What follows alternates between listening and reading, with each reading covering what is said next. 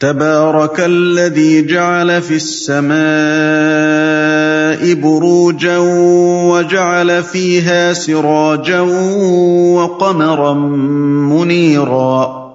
بڑا متبرک ہے وہ جس نے آسمان میں برج بنائے اور اس میں ایک چراغ اور ایک چمکتا چاند روشن کیا۔ ایک چراغ یعنی سورج، جیسا کہ سورہ نوح میں بتصریح فرمایا، وَجَعَلَ الشَّمْسَ سِرَاجًا، آیت 16۔ وَهُوَ الَّذِي جَعَلَ اللَّيْلَ وَالنَّهَارَ خِلْفَةً لِمَنْ أَرَادَ أَنْ يَذَّكَّرَ أَوْ أَرَادَ شُكُورًا۔ وہی ہے جس نے رات اور دن کو ایک دوسرے کا جانشین بنایا، ہر اس شخص کے لیے جو سبق لینا چاہے یا شکر گزار ہونا چاہے۔ یہ دو مراتب ہیں جو اپنی نوعیت کے لحاظ سے الگ اور اپنے مزاج کے اعتبار سے لازم و ملزوم ہیں۔ گردش لیل و نہار کے نظام پر غور کرنے کا پہلا نتیجہ یہ ہے کہ آدمی اس سے توحید کا درس لے، اور اگر خدا سے غفلت میں پڑا ہوا تھا تو چونک جائے، اور دوسرا نتیجہ یہ ہے کہ خدا کی ربوبیت کا احساس کر کے سر نیاز جھکا دے اور سراپا امتنان بن جائے۔ وَعِبَادُ الرَّحْمَنِ الَّذِينَ يَمْشُونَ عَلَى الْأَرْضِ هَوْنًا وَإِذَا خَاطَبَهُمُ الْجَاهِلُونَ قَالُوا سَلَامًا۔ رحمان کے اصلی بندے وہ ہیں جو زمین پر نرم چال چلتے ہیں، اور جاہل ان کے منہ آئیں تو کہہ دیتے ہیں تم کو سلام۔ اصلی بندے وہ ہیں، یعنی جس رحمان کو سجدہ کرنے کے لیے تم سے کہا جا رہا ہے اور تم اس سے انحراف کر رہے ہو، اس کے پیدائشی بندے تو سب ہی ہیں، مگر اس کے محبوب و پسندیدہ بندے وہ ہیں جو شعوری طور پر بندگی اختیار کر کے یہ اور یہ صفات اپنے اندر پیدا کرتے ہیں۔ نیز یہ کہ وہ سجدہ جس کی تمہیں دعوت دی جا رہی ہے، اس کے نتائج یہ ہیں جو اس کی بندگی قبول کرنے والوں کی زندگی میں نظر آتے ہیں، اور اس سے انکار کے نتائج وہ ہیں جو تم لوگوں کی زندگی میں عیاں ہیں۔ اس مقام پر اصل مقصود سیرت و اخلاق کے دو نمونوں کا تقابل ہے۔ ایک وہ نمونہ جو محمد صلی اللہ علیہ وسلم کی پیروی قبول کرنے والوں میں پیدا ہو رہا تھا، اور دوسرا وہ جو جاہلیت پر جمے ہوئے لوگوں میں ہر طرف پایا جاتا تھا۔ لیکن اس تقابل کے لیے طریقہ یہ اختیار کیا گیا ہے کہ صرف پہلے نمونے کی نمایاں خصوصیات کو سامنے رکھ دیا اور دوسرے نمونے کو ہر دیکھنے والی آنکھ اور سوچنے والے ذہن پر چھوڑ دیا کہ وہ آپ ہی مقابل کی تصویر کو دیکھے اور آپ ہی دونوں کا موازنہ کرے۔ اس کے بیان کی حاجت نہ تھی کیونکہ وہ گرد و پیش سارے معاشرے میں موجود تھا۔ نرم چال چلتے ہیں، یعنی تکبر کے ساتھ اکڑتے اور اینٹتے ہوئے نہیں چلتے، جباروں اور مفسدوں کی طرح اپنی رفتار سے اپنا زور جتانے کی کوشش نہیں کرتے، بلکہ ان کی چال ایک شریف اور سلیم الطبع اور نیک مزاج آدمی کی سی چال ہوتی ہے۔ نرم چال سے مراد ضعیفانہ اور مریضانہ چال نہیں ہے، اور نہ وہ چال ہے جو ایک ریاکار آدمی اپنے انکسار کی نمائش کرنے یا اپنی خدا ترسی کا مظاہرہ کرنے کے لیے تصنع سے اختیار کرتا ہے۔ نبی صلی اللہ علیہ وسلم خود اس طرح مضبوط قدم رکھتے ہوئے چلتے تھے کہ گویا نشیب کی طرف اتر رہے ہیں۔ حضرت عمر رضی اللہ عنہ کے متعلق روایات میں آیا ہے کہ انہوں نے ایک جوان آدمی کو مریل چال چلتے دیکھا تو روک کر پوچھا کیا تم بیمار ہو؟ اس نے عرض کیا نہیں۔ آپ نے درہ اٹھا کر اسے دھمکایا اور بولے قوت کے ساتھ چلو۔ اس سے معلوم ہوا کہ نرم چال سے مراد ایک بھلے مانس کسی فطری چال ہے، نہ کہ وہ جو بناوٹ سے منکسرانہ بنائی گئی ہو یا جس سے خوامخواہ کی مسکنت اور ضعیفی ٹپکتی ہو۔ مگر غور طلب پہلو یہ ہے کہ آدمی کی چال میں آخر وہ کیا اہمیت ہے جس کی وجہ سے اللہ کے نیک بندوں کی خصوصیات گناتے ہوئے سب سے پہلے اس کا ذکر کیا گیا۔ اس سوال کو ذرا تأمل کی نگاہ سے دیکھا جائے تو معلوم ہوتا ہے کہ آدمی کی چال محض اس کے انداز رفتار ہی کا نام نہیں ہے، بلکہ در حقیقت وہ اس کے ذہن اور اس کی سیرت و کردار کی اولین ترجمان بھی ہوتی ہے۔ ایک عیار آدمی کی چال، ایک غنڈے بدماش کی چال، ایک ظالم و جابر کی چال، ایک خود پسند متکبر کی چال، ایک باوقار مہذب آدمی کی چال، ایک غریب مسکین کی چال، اور اسی طرح مختلف اقسام کے دوسرے انسانوں کی چالیں ایک دوسرے سے اس قدر مختلف ہوتی ہیں کہ ہر ایک کو دیکھ کر بآسانی اندازہ کیا جا سکتا ہے کہ کس چال کے پیچھے کس طرح کی شخصیت جلوہ گر ہے۔ پس آیت کا مدعا یہ ہے کہ رحمان کے بندوں کو تو تم عام آدمیوں کے درمیان چلتے پھرتے دیکھ کر ہی بغیر کسی سابقہ تعارف کے الگ پہچان لوگے کہ یہ کس طرز کے لوگ ہیں۔ اس بندگی نے ان کی ذہنیت اور ان کی سیرت کو جیسا کچھ بنا دیا ہے، اس کا اثر ان کی چال تک میں نمایاں ہے۔ ایک آدمی انہیں دیکھ کر پہلی نظر میں جان سکتا ہے کہ یہ شریف اور حلیم اور ہمدرد لوگ ہیں، ان سے کسی شر کی توقع نہیں کی جا سکتی۔ تم کو سلام۔ جاہل سے مراد ان پڑھ یا بے علم آدمی نہیں، بلکہ وہ شخص ہے جو جہالت پر اتر آئے اور کسی شریف آدمی سے بدتمیزی کا برتاؤ کرنے لگے۔ رحمان کے بندوں کا طریقہ یہ ہے کہ وہ گالی کا جواب گالی سے اور بہتان کا جواب بہتان سے، اور اسی طرح کی ہر بےہودگی کا جواب ویسی ہی بےہودگی سے نہیں دیتے، بلکہ جو ان کے ساتھ یہ رویہ اختیار کرتا ہے وہ اس کو سلام کر کے الگ ہو جاتے ہیں، جیسا کہ دوسری جگہ فرمایا وَإِذَا سَمِعُوا اللَّغْوَ عَرَضُوا عَنْهُ وَقَالُوا لَنَا أَعْمَالُنَا وَلَكُمْ أَعْمَالُكُمْ سَلَامٌ عَلَيْكُمْ لَا نَبْتَغِي الْجَاهِلِينَ، سورہ قصص آیت 55۔ یعنی اور جب وہ کوئی بیہودہ بات سنتے ہیں تو اسے نظر انداز کر دیتے ہیں، کہتے ہیں بھائی ہمارے اعمال ہمارے لیے ہیں اور تمہارے اعمال تمہارے لیے، سلام ہے تم کو، ہم جاہلوں کے منہ نہیں لگتے۔ والذین یبیتون لربهم سجدا وقیاما والذین یقولون ربنا اصرف عنا عذاب جہنم ان عذابها كان غراما انها ساءت مستقرا ومقاما، جو اپنے رب کے حضور سجدے اور قیام میں راتیں گزارتے ہیں، جو دعائیں کرتے ہیں کہ اے ہمارے رب جہنم کے عذاب سے ہم کو بچا لے، اس کا عذاب تو جان کا لاگو ہے، وہ تو بڑا ہی برا مستقر اور مقام ہے۔ سجدے اور قیام میں راتیں گزارتے ہیں، یعنی وہ ان کے دن کی زندگی تھی اور یہ ان کی راتوں کی زندگی ہے۔ ان کی راتیں نہ عیاشی میں گزرتی ہیں، نہ ناچ گانے میں، نہ لہو و لعب میں، نہ گپوں اور افسانہ گوئیوں میں، اور نہ ڈاکے مارنے اور چوریاں کرنے میں۔ جاہلیت کے ان معروف مشاغل کے برعکس یہ اس معاشرے کے وہ لوگ ہیں جن کی راتیں خدا کے حضور کھڑے اور بیٹھے اور لیٹے دعا و عبادت کرتے گزرتی ہیں۔ قرآن مجید میں جگہ جگہ ان کی زندگی کے اس پہلو کو نمایاں کر کے پیش کیا گیا ہے۔ مثلا سورہ سجدہ میں فرمایا تتجافى جنوبهم عن المضاجع يدعون ربهم خوفا وطمعا، یعنی ان کی پیٹھیں بستروں سے الگ رہتی ہیں، اپنے رب کو خوف اور طمع کے ساتھ پکارتے رہتے ہیں، آیت 16۔ اور سورہ ذاریات میں فرمایا كانوا قليلا من الليل ما يهجعون وبالاسحار هم يستغفرون، یعنی یہ اہل جنت وہ لوگ تھے جو راتوں کو کم ہی سوتے تھے اور سحر کے اوقات میں مغفرت کی دعائیں مانگا کرتے تھے، آیات 17 اور 18۔ اور سورہ زمر میں ارشاد ہوا امن هو قانت آناء اللیل ساجدا او قائما یحذر الآخرة ویرجو رحمت ربہ، یعنی کیا اس شخص کا انجام کسی مشرک جیسا ہو سکتا ہے جو اللہ کا فرما بردار ہو، رات کے اوقات میں سجدے کرتا اور کھڑا رہتا ہو، آخرت سے ڈرتا ہو اور اپنے رب کی رحمت کی آس لگائے ہوئے ہو، آیت 9۔ بڑا ہی برا مستقر اور مقام ہے، یعنی یہ عبادت ان میں کوئی غرور پیدا نہیں کرتی، انہیں اس بات کا کوئی زوم نہیں ہوتا کہ ہم تو اللہ کے پیارے اور اس کے چہیتے ہیں، بھلا آگ ہمیں کہاں چھو سکتی ہے، بلکہ اپنی ساری نیکیوں اور عبادتوں کے باوجود وہ اس خوف سے کانپتے رہتے ہیں کہ کہیں ہمارے عمل کی کوتاہیاں ہم کو مبتلا عذاب نہ کر دیں۔ وہ اپنے تقویٰ کے زور سے جنت جیت لینے کا پندار نہیں رکھتے، بلکہ اپنی انسانی کمزوریوں کا اعتراف کرتے ہوئے عذاب سے بچ نکلنے ہی کو غنیمت سمجھتے ہیں، اور اس کے لیے بھی ان کا اعتماد اپنے عمل پر نہیں بلکہ اللہ کے رحم و کرم پر ہوتا ہے۔ والذین اذا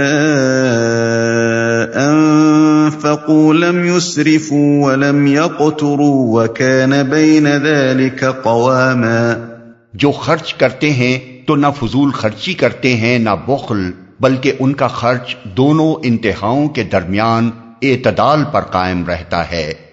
یعنی نہ تو ان کا حال یہ ہے کہ عیاشی اور قمار بازی اور شراب نوشی اور یارباشی اور میلوں ٹھیلوں اور شادی بیاہ میں بے دریغ روپیہ خرچ کریں اور اپنی حیثیت سے بڑھ کر اپنی شان دکھانے کے لیے غذا، مکان، لباس اور تزئین و آرائش پر دولت لٹائیں، اور نہ ان کی کیفیت یہ ہے کہ ایک زر پرست آدمی کی طرح پیسہ جوڑ جوڑ کر رکھیں، نہ خود کھائیں، نہ بال بچوں کی ضروریات اپنی استطاعت کے مطابق پوری کریں، اور نہ کسی راہ خیر میں خوش دلی کے ساتھ کچھ دیں۔ عرب میں یہ دونوں قسم کے نمونے کثرت سے پائے جاتے تھے۔ ایک طرف وہ لوگ تھے جو خوب دل کھول کر خرچ کرتے تھے، مگر ان کے ہر خرچ کا مقصود یا تو ذاتی عیش و تنعم تھا یا برادری میں ناک اونچی رکھنا اور اپنی فیاضی و دولت مندی کے ڈنکے بجوانا۔ دوسری طرف وہ بخیل تھے جن کی کنجوسی مشہور تھی۔ اعتدال کی روش بہت ہی کم لوگوں میں پائی جاتی تھی، اور ان کم لوگوں میں اس وقت سب سے زیادہ نمایاں نبی صلی اللہ علیہ وسلم اور آپ کے اصحاب تھے۔ اس موقع پر یہ جان لینا چاہیے کہ اسراف کیا چیز ہے اور بخل کیا چیز۔ اسلامی نقطہ نظر سے اسراف 3 چیزوں کا نام ہے۔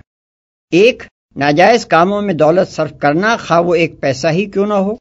دوسرے، جائز کاموں میں خرچ کرتے ہوئے حد سے تجاوز کر جانا، خواہ اس لحاظ سے کہ آدمی اپنی استطاعت سے زیادہ خرچ کرے، یا اس لحاظ سے کہ آدمی کو جو دولت اس کی ضرورت سے بہت زیادہ مل گئی ہو اسے وہ اپنے ہی عیش اور ٹھاٹ باٹ میں صرف کرتا چلا جائے۔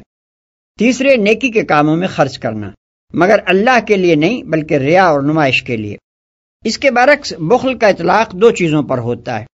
ایک یہ کہ آدمی اپنی اور اپنے بال بچوں کی ضروریات پر اپنی مقدرت اور حیثیت کے مطابق خرچ نہ کرے۔ دوسرے یہ کہ نیکی اور بھلائی کے کاموں میں اس کے ہاتھ سے پیسہ نہ نکلے۔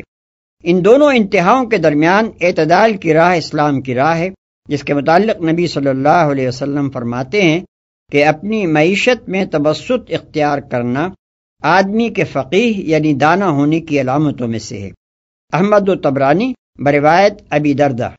والذين لا يدعون مع الله إلها آخر ولا يقتلون النفس التي حرم الله إلا بالحق ولا يزنون ومن يفعل ذلك يلقى أثاما يضاعف له العذاب يوم القيامة ويخلد فيه مهانا إلا من تاب وآمن وعمل عملا صالحا فأولئك يبدل الله سيئاتهم حسنات وكان الله غفورا رحيما۔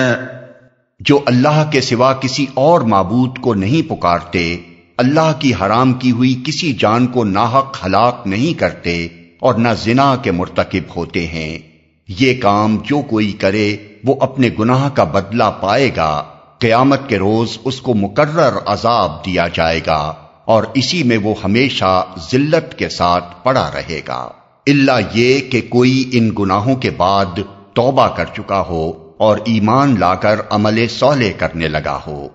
ایسے لوگوں کی برائیوں کو اللہ بھلائیوں سے بدل دے گا اور وہ بڑا غفور الرحیم ہے۔ اور نہ زنا کے مرتکب ہوتے ہیں، یعنی وہ ان 3 بڑے گناہوں سے پرہیز کرتے ہیں جن میں اہل عرب کثرت سے مبتلا ہیں۔ 1 شرک باللہ، دوسرے قتل ناحق، تیسرے زنا۔ اسی مضمون کو نبی صلی اللہ علیہ وسلم نے بکثرت احادیث میں بیان فرمایا۔ مثلا عبداللہ ابن مسعود رضی اللہ عنہ کی روایت ہے کہ ایک مرتبہ آپ سے پوچھا گیا سب سے بڑا گناہ کیا ہے؟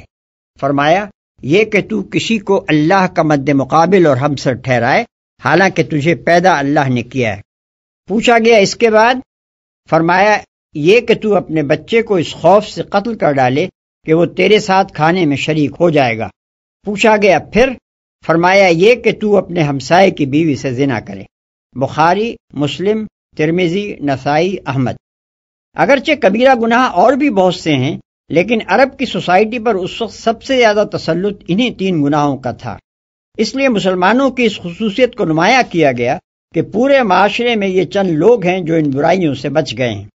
یہاں یہ سوال کیا جا سکتا ہے کہ مشرکین کے نزدیک تو شرک سے پرہیز کرنا ایک بہت بڑا عیب تھا، پھر اسے مسلمانوں کی ایک خوبی کی حیثیت سے ان کے سامنے پیش کرنے کی کون سی معقول وجہ ہو سکتی تھی؟ اس کا جواب یہ ہے کہ اہل عرب اگرچہ شرک میں مبتلا تھے اور سخت تعصب کی حد تک مبتلا تھے، مگر در حقیقت اس کی جڑیں اوپری سطح ہی تک محدود تھیں، کچھ گہری اتری ہوئی نہ تھیں، اور دنیا میں کبھی کہیں بھی شرک کی جڑیں انسانی فطرت میں گہری اتری ہوئی نہیں ہوتی۔ اس کے برعکس خالص خدا پرستی کی عظمت ان کے ذہن کی گہرائیوں میں رچی ہوئی موجود تھی، جس کو ابھارنے کے لیے اوپر کی سطح کو بس ذرا زور سے کھرچ دینے کی ضرورت تھی۔ جاہلیت کی تاریخ کے متعدد واقعات ان دونوں باتوں کی شہادت دیتے ہیں۔ مثلا ابرہہ کے حملے کے موقع پر قریش کا بچہ یہ جانتا تھا کہ اس بلا کو وہ بت نہیں ٹال سکتے، جو خانہ کعبہ میں رکھے ہوئے ہیں، بلکہ صرف اللہ تعالیٰ ہی ٹال سکتا ہے جس کا یہ گھر ہے۔ آج تک وہ اشعار اور قصائد محفوظ ہیں جو اصحاب الفیل کی تباہی پر ہم عصر شعراء نے کہے تھے۔ ان کا لفظ لفظ گواہی دیتا ہے کہ وہ لوگ اس واقعے کو محض اللہ تعالیٰ کی قدرت کا کرشمہ سمجھتے تھے اور اس امر کا ادنا سا گمان بھی نہ رکھتے تھے کہ اس میں ان کے معبودوں کا کوئی دخل ہے۔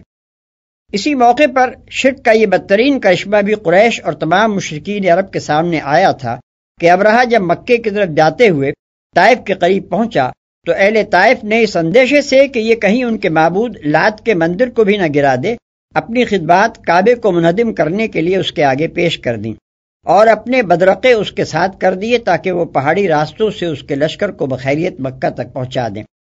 اس واقعے کی تلخ یاد مدتوں تک قریش کو ستاتی رہی اور سالہ سال تک وہ اس شخص کی قبر پر سنگباری کرتے رہے جو طائف کے بدرقے کا سردار تھا۔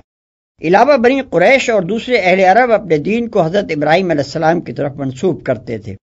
اپنے بہت سے مذہبی اور معاشرتی مراسم اور خصوصاً مناسک حج کو دین ابراہیمی کے اجزاء قرار دیتے تھے اور یہ بھی مانتے تھے کہ حضرت ابراہیم علیہ السلام خالص خدا پرست تھے، بتوں کی پرستش انہوں نے کبھی نہیں کی۔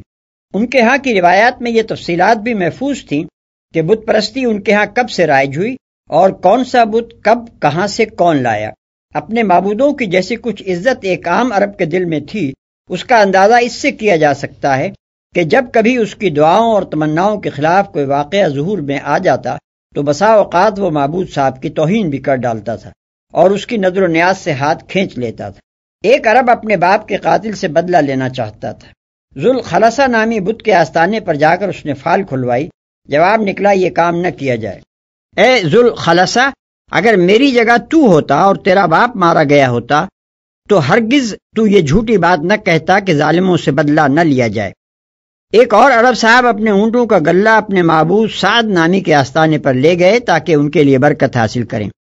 یہ ایک لمبا تڑنگا بت تھا جس پر قربانیوں کا خون لتھڑا ہوا تھا۔ اونٹ اسے دیکھ کر بھڑک گئے اور ہر طرف بھاگ نکلے۔ عرب اپنے اونٹوں کو اس طرح تتر بتر ہوتے دیکھ کر غصے میں آ گیا، بت پر پتھر مارتا جاتا تھا اور کہتا جاتا تھا کہ خدا تیرا ستیہ ناش کرے، میں آیا تھا برکت دینے کے لیے اور تو نے میرے رہے سہے اونٹ بھی بھگا دیے۔ متعدد بت ایسے تھے جن کی اصلیت کے متعلق نہایت گندے قصے مشہور تھے، مثلا اصاف اور نائلہ جن کے مجسمے صفا اور مروہ پر رکھے ہوئے تھے، ان کے بارے میں مشہور تھا کہ یہ دونوں دراصل ایک عورت اور ایک مرد تھے جنہوں نے خانہ کعبہ میں زنا کا ارتکاب کیا تھا اور خدا نے ان کو پتھر بنا دیا۔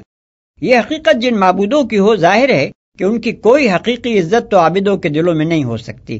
ان مختلف پہلوؤں کو نگاہ میں رکھا جائے تو یہ بات بآسانی سمجھ میں آ جاتی ہے کہ خالص خدا پرستی کی ایک گہری قدر و منزلت تو دلوں میں موجود تھی، مگر ایک طرف جاہلانہ قدامت پرستی نے اس کو دبا رکھا تھا اور دوسری طرف قریش کے پروہت اس کے خلاف تعصبات بھڑکاتے رہتے تھے، کیونکہ بتوں کی عقیدت ختم ہو جانے سے ان کو اندیشہ تھا کہ عرب میں ان کو جو مرکزیت حاصل ہے وہ ختم ہو جائے گی اور ان کی آمدنی میں بھی فرق آ جائے گا۔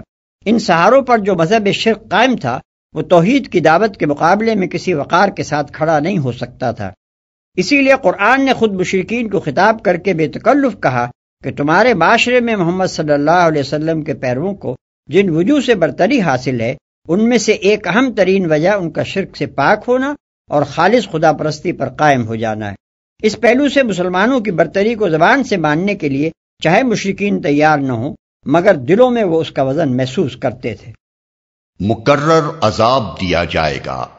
اس کے دو مطلب ہو سکتے ہیں، ایک یہ کہ عذاب کا سلسلہ ٹوٹنے نہ پائے گا بلکہ پے در پے جاری رہے گا، دوسرے یہ کہ جو شخص کفر یا شرک یا دہریت و الحاد کے ساتھ قتل اور زنا اور دوسری معصیتوں کا بوجھ لیے ہوئے جائے گا اس کو بغاوت کی سزا الگ ملے گی اور ایک ایک جرم کی سزا الگ الگ، اس کا ہر چھوٹا بڑا قصور حساب میں آئے گا، کوئی ایک خطا بھی معاف نہ ہوگی، قتل کی سزا ایک نہیں ہوگی بلکہ ہر فعل قتل کی الگ سزا اس کو بھگتنی ہوگی، زنا کی سزا بھی ایک نہیں ہوگی بلکہ جتنی بار وہ اس جرم کا مرتکب ہوا ہے اس کی جداگانہ سزا پائے گا، اور یہی حال دوسرے تمام جرائم اور معاصی کے معاملے میں بھی ہوگا۔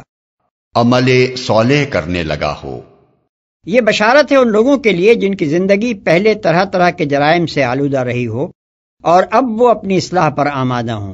یہی عام معافی یعنی جنرل ایمنسٹی کا اعلان تھا جس نے اس بگڑے ہوئے معاشرے کے لاکھوں افراد کو سہارا دے کر مستقل بگاڑ سے بچا لیا۔ اسی نے ان کو امید کی روشنی دکھائی اور اصلاح حال پر آمادہ کیا، ورنہ اگر ان سے یہ کہا جاتا کہ جو گناہ تم کر چکے ہو ان کی سزا سے اب تم کسی طرح نہیں بچ سکتے، تو یہ انہیں مایوس کر کے ہمیشہ کے لیے بدی کے بھنور میں پھنسا دیتا اور کبھی ان کی اصلاح نہ ہو سکتی۔ مجرم انسان کو صرف معافی کی امید ہی جرم کے چکر سے نکال سکتی ہے، مایوس ہو کر وہ ابلیس بن جاتا ہے۔ توبہ کی اس نعمت نے عرب کے بگڑے ہوئے لوگوں کو کس طرح سنبھالا، اس کا اندازہ ان بہت سے واقعات سے ہوتا ہے جو نبی صلی اللہ علیہ وسلم کے زمانے میں پیش آئے۔ مثال کے طور پر ایک واقعہ ملاحظہ ہو جسے ابن جریر اور طبرانی نے روایت کیا ہے۔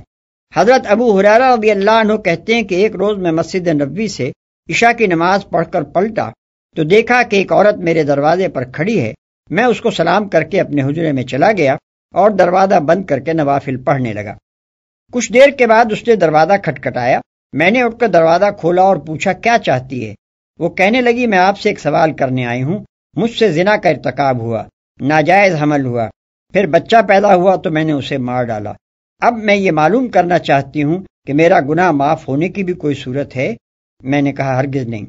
وہ بڑی حسرت کے ساتھ آہیں بھرتی ہوئی واپس چلی گئی اور کہنے لگی افسوس، یہ حسن آگ کے لیے پیدا ہوا تھا۔ صبح نبی صلی اللہ علیہ وسلم کے پیچھے نماز پڑھ کر جب میں فارغ ہوا تو میں نے حضور صلی اللہ علیہ وسلم کو رات کا قصہ سنایا۔ آپ نے فرمایا بڑا غلط جواب دیا ابو ہریرہ تم نے، کیا یہ آیت قرآن میں تم نے نہیں پڑھی؟ والذین لا يدعون مع اللہ الہا آخر الا من تاب وآمن وعمل عملا صالحا۔ حضور صلی اللہ علیہ وسلم کا یہ جواب سن کر میں نکلا اور اس عورت کو تلاش کرنا شروع کیا۔ رات کو عشاء کے وقت وہ ملی، میں نے اسے بشارت دی اور بتایا کہ سرکار رسالت مآب نے تیرے سوال کا یہ جواب دیا ہے۔ وہ سنتے ہی سجدے میں گر گئی اور کہنے لگی شکر ہے اس خدائے پاک کا جس نے میرے لیے معافی کا دروازہ کھولا۔ پھر اس نے گناہ سے توبہ کی اور اپنی لونڈی کو اس کے بیٹے سمیت آزاد کر دیا۔ اس سے ملتا جلتا واقعہ احادیث میں ایک بڈھے کا آیا ہے جس نے آ کر حضور صلی اللہ علیہ وسلم سے عرض کیا تھا کہ یا رسول اللہ، ساری زندگی گناہوں میں گزری ہے، کوئی گناہ ایسا نہیں جس کا ارتکاب نہ کر چکا ہوں، اپنے گناہ تمام روئے زمین کے باشندوں پر بھی تقسیم کر دوں تو سب کو لے ڈوبے، کیا اب بھی میری معافی کی کوئی صورت ہے؟ فرمایا کیا تو نے اسلام قبول کر لیا ہے؟ اس نے عرض کیا میں گواہی دیتا ہوں کہ اللہ کے سوا کوئی معبود نہیں اور محمد صلی اللہ علیہ وسلم اللہ کے رسول ہیں۔ فرمایا جا، اللہ معاف کرنے والا اور تیری برائیوں کو بھلائی سے بدل دینے والا ہے۔ اس نے عرض کیا کیا میرے سارے جرم اور قصور؟ فرمایا ہاں تیرے سارے جرم اور قصور۔ ابن کثیر بحوالہ ابن ابی حاتم۔ اللہ بھلائیوں سے بدل دے گا۔ اس کے دو مطلب ہیں، ایک یہ کہ جب وہ توبہ کر لیں گے تو کفر کی زندگی میں جو برے افعال وہ پہلے کیا کرتے تھے ان کی جگہ اب طاعت اور ایمان کی زندگی میں اللہ تعالیٰ کی توفیق سے نیک افعال کرنے لگیں گے اور تمام برائیوں کی جگہ بھلائیاں لے لیں گی۔ دوسرے یہ کہ توبہ کے نتیجے میں صرف اتنا ہی نہ ہوگا کہ ان کے نامہ اعمال سے وہ تمام قصور کاٹ دیے جائیں گے جو انہوں نے کفر و گناہ کی زندگی میں کیے تھے، بلکہ ان کی جگہ ہر ایک کے نامہ اعمال میں یہ نیکی لکھ دی جائے گی کہ یہ وہ بندہ ہے جس نے بغاوت اور نافرمانی کو چھوڑ کر طاعت و فرما برداری اختیار کر لی۔ پھر جتنی بار بھی وہ اپنی سابقہ زندگی کے برے اعمال کو یاد کر کے نادم ہوا ہوگا اور اس نے اپنے خدا سے استغفار کیا ہوگا، اس کے حساب میں اتنی ہی نیکیاں لکھ دی جائیں گی، کیونکہ خطا پر شرمسار ہونا اور معافی مانگنا بجائے خود ایک نیکی ہے۔ اس طرح اس کے نامہ اعمال میں تمام پچھلی برائیوں کی جگہ بھلائیاں لے لیں گی اور اس کا انجام صرف سزا سے بچ جانے تک ہی محدود نہ رہے گا بلکہ وہ الٹا انعامات سے سرفراز ہوگا۔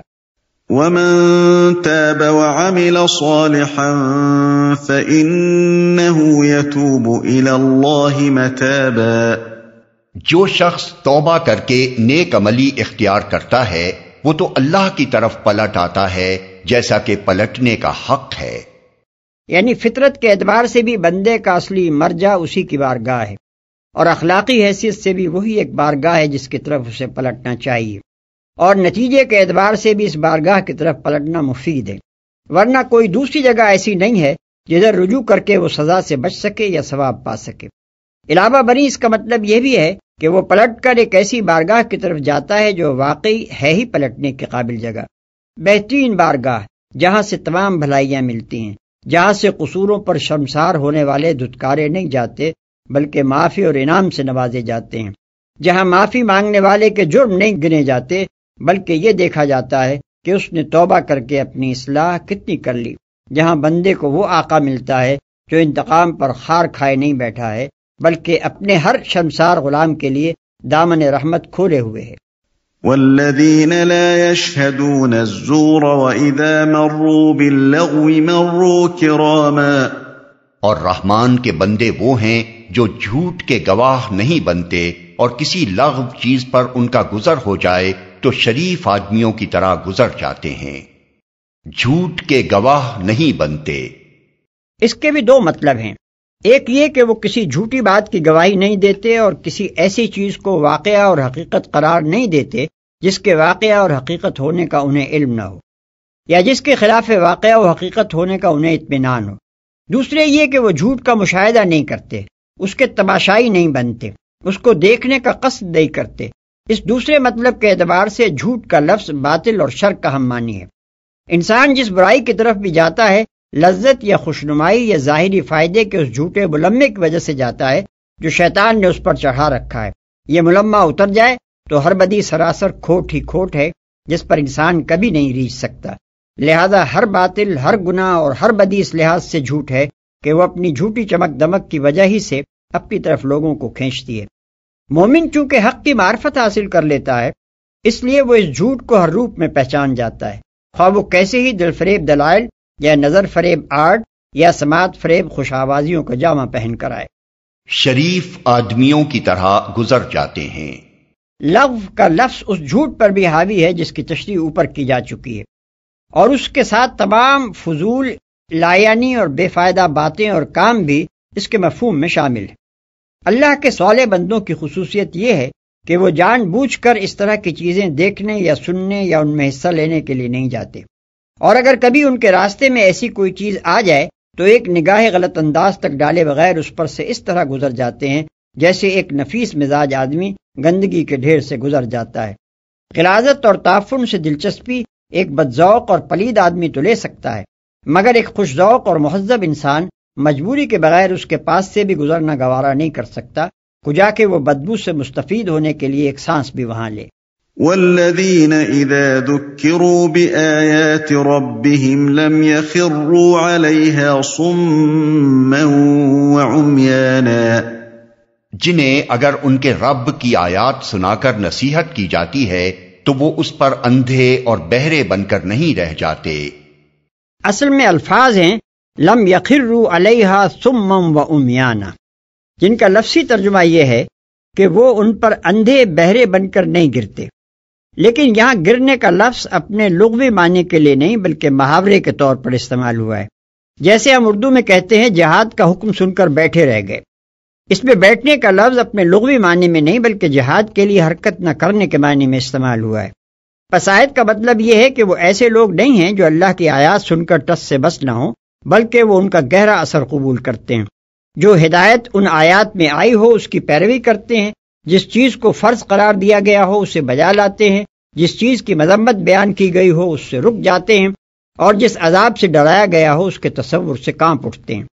والذین یقولون ربنا هب لنا من ازواجنا وذریاتنا قرة اعین واجعلنا للمتقین اماما، جو دعائیں مانگا کرتے ہیں کہ اے ہمارے رب ہمیں اپنی بیویوں اور اپنی اولاد سے آنکھوں کی ٹھنڈک دے اور ہم کو پرہیزگاروں کا امام بنا۔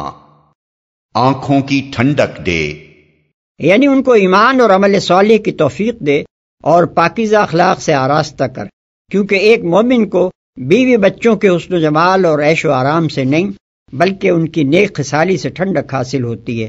اس کے لیے اس سے بڑھ کر کوئی چیز تکلیف دہ نہیں ہو سکتی کہ جو دنیا میں اس کو سب سے زیادہ پیارے ہیں انہیں دوزخ کا ایندھن بننے کے لیے تیار ہوتے دیکھے۔ ایسی صورت میں تو بیوی کا حسن اور بچوں کی جوانی اور لیاقت اس کے لیے اور بھی زیادہ سوہان روح ہوگی، کیونکہ وہ ہر وقت اس رنج میں مبتلا رہے گا کہ یہ سب اپنی ان خوبیوں کے باوجود اللہ کے عذاب میں گرفتار ہونے والے ہیں۔ یہاں خاص طور پر یہ بات نگاہ میں رہنی چاہیے کہ جس وقت یہ آیات نازل ہوئی ہیں وہ وقت وہ تھا جبکہ مکے کے مسلمانوں میں سے کوئی ایک بھی ایسا نہ تھا جس کے محبوب ترین رشتہ دار کفر و جاہلیت میں مبتلا نہ ہوں۔ کوئی مرد ایمان لے آیا تھا تو اس کی بیوی ابھی کافر تھی، کوئی عورت ایمان لے آئی تھی تو اس کا شوہر ابھی کافر تھا، کوئی نوجوان ایمان لے آیا تھا تو اس کے ماں باپ اور بھائی بہن سب کے سب کفر میں مبتلا تھے، اور کوئی باپ ایمان لے آیا تھا تو اس کے اپنے جوان بچے کفر پر قائم تھے۔ اس حالت میں ہر مسلمان ایک شدید روحانی اذیت میں مبتلا تھا، اور اس کے دل سے وہ دعا نکلتی تھی جس کی بہترین ترجمانی اس آیت میں کی گئی ہے۔ آنکھوں کی ٹھنڈک نے اس کیفیت کی تصویر کھینچ دی ہے کہ اپنے پیاروں کو کفر و جاہلیت میں مبتلا دیکھ کر ایک آدمی کو ایسی اذیت ہو رہی ہے جیسے اس کی آنکھیں آشوب چشم سے ابل آئی ہوں اور کھٹک سے سوئیاں سی چبھ رہی ہوں۔ اس سلسلہ کلام میں ان کی اس کیفیت کو دراصل یہ بتانے کے لیے بیان کیا گیا ہے کہ وہ جس دین پر ایمان لائے ہیں پورے خلوص کے ساتھ لائے ہیں۔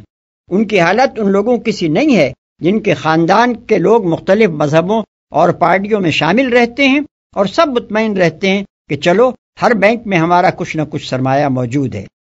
پرہیزگاروں کا امام بنا، یعنی ہم تقویٰ اور طاعت میں سب سے بڑھ جائیں، بھلائی اور نیکی میں سب سے آگے نکل جائیں، محض نیک ہی نہ ہوں بلکہ نیکوں کے پیشوا ہوں اور ہماری بدولت دنیا بھر میں نیکی پھیلے۔